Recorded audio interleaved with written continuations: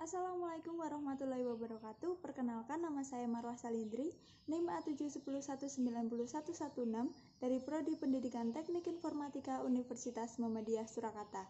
Di sini saya akan menjelaskan mengenai jawaban UTS mata kuliah keamanan jaringan.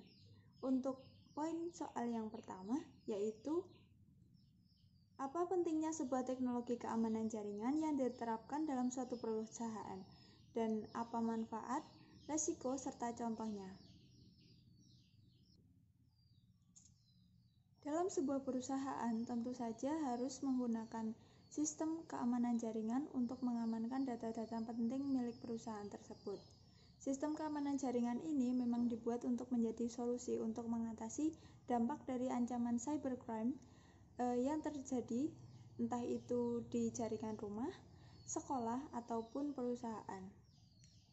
Sistem keamanan jaringan ini dibuat harus mengamankan berbagai sumber daya dari perusahaan tersebut, terutama yang berkaitan dengan data-data penting perusahaan yang sudah disimpan dalam komputer atau ke dalam data center. Tujuan adanya sistem keamanan jaringan ini agar tidak sembarang orang bisa mengakses jaringan yang ada, entah itu hanya membuka ataupun sampai mencuri bahkan merusak jaringan yang ada. Selanjutnya, secara artian, keamanan jaringan bisa diartikan sebagai sebuah aturan atau konfigurasi yang berfungsi untuk melindungi integritas, kerahasiaan, serta ketersediaan aksesabilitas jaringan komputer dan data. Selanjutnya, ada 3 konsep dasar keamanan jaringan, yaitu yang pertama, confidentiality atau kerahasiaan, merupakan sebuah aturan yang membatasi pihak ketiga akan akses ke informasi. Konsep ini sudah dirancang untuk mencegah informasi sensitif yang dapat diakses oleh orang yang salah.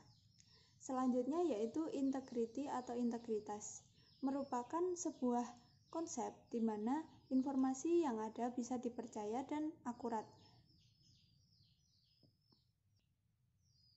Konsep ini biasanya akan melibatkan penjagaan konsistensi, akurasi, dan kepercayaan data.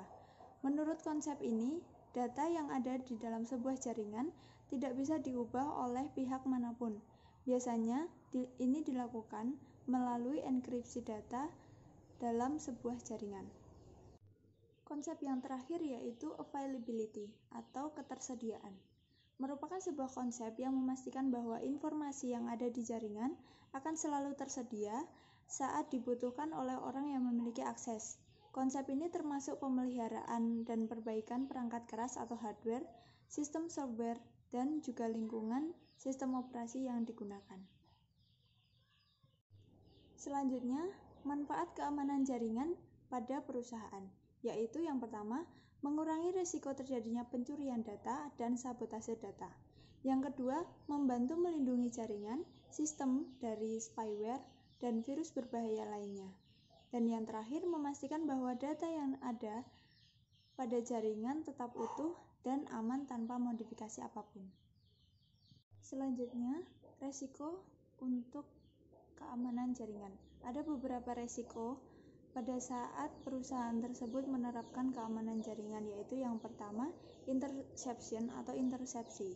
Intersepsi ini merupakan sebuah risiko keamanan jaringan yang berkaitan dengan pihak yang tidak berhak untuk masuk ke dalam jaringan tersebut, namun dia berhasil masuk dan mendapatkan hak akses informasi dari komputer.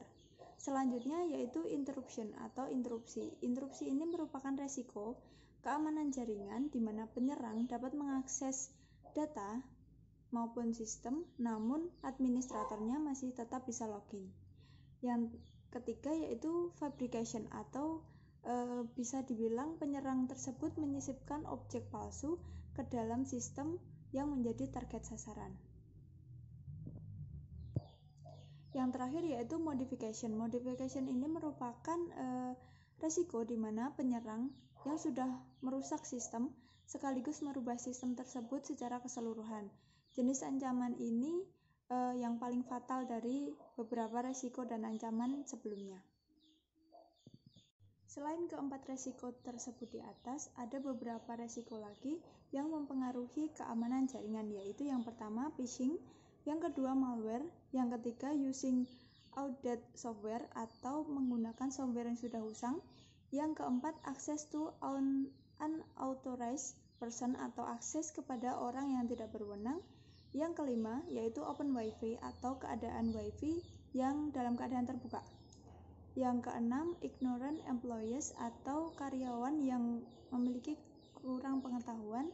Dan yang terakhir yaitu insider threat atau ancaman dari orang dalam. Ada beberapa teknologi atau cara yang bisa dilakukan sebuah perusahaan untuk melindungi data-datanya, yaitu yang pertama, menggunakan enkripsi pada akses nirkabel. Dari penelitian dan survei membuktikan bahwa jaringan nirkabel ini sampai sekarang ini belum ada pengamanan. Hal ini membuat para hacker atau pihak peretas bisa memanfaatkan celah untuk masuk ke dalam sistem keamanan jaringan. Salah satu solusi yang bisa dilakukan yaitu menggunakan enkripsi WPA2 yang sudah terjamin keamanannya. Untuk cara yang kedua yaitu mengganti alamat SSID. SSID atau nama dari sebuah jaringan merupakan sebuah nama yang menunjukkan kepemilikan bisnis sekaligus lokasi jaringan yang sedang digunakan. Contohnya pada PT Sinar Bulan. Nama SSD ini memang dapat memudahkan penggunanya dalam menggunakan fasilitas entah itu WiFi atau fasilitas lain yang berkaitan dengan jaringan. Namun hal ini ternyata sangat berbahaya karena akses ini dapat dilacak oleh orang yang tidak bertanggung jawab. Cara yang ketiga yaitu mematikan fitur antarmuka router. Dengan mematikan fitur interface atau antarmuka router ini dapat mencegah akses dari luar, karena ketika ada akses masuk ke router, penyusup akan datang dengan mudah memeriksa file log pada router sehingga sebaiknya dimatikan saja.